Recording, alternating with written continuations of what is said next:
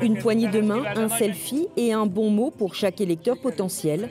Péter Márkizai, le candidat de l'opposition hongroise, le sait. Chaque vote comptera aux élections législatives ce dimanche. Ce conservateur catholique pro-européen a été désigné par 6 formations d'opposition lors d'une primaire pour déboulonner le Premier ministre Viktor Orban. Et il ne retient pas les coups. En 12 ans, il a perdu toutes ses guerres. La guerre contre l'endettement, la guerre contre l'inflation et la guerre contre le Covid avec 45 000 morts. Les priorités du leader de l'opposition, la lutte contre la corruption et la restauration de l'état de droit.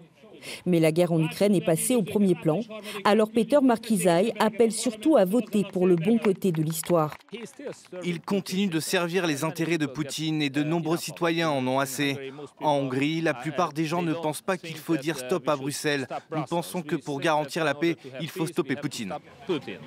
C'est la première fois que Viktor Orban fait face à un front uni de l'opposition. Une coalition hétéroclite qui veut croire en la victoire. Si Péter Márkizai a remporté les primaires, c'est parce qu'il est la bonne personne pour réconcilier et refondre la nation. Beaucoup de gens ont travaillé très dur. Ils ont tout donné pour cette campagne et je suis certaine que ce sera payant. Les sondages prévoient des résultats serrés, mais après 12 ans au pouvoir et un redécoupage des circonscriptions au profit du parti de Viktor Orban, l'opposition s'inquiète aussi des risques de fraude électorale.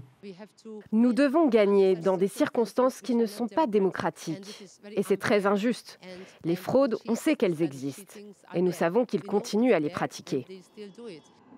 L'Organisation pour la sécurité et la coopération en Europe va déployer plus de 200 observateurs en Hongrie, un dispositif exceptionnel pour un pays de l'Union européenne.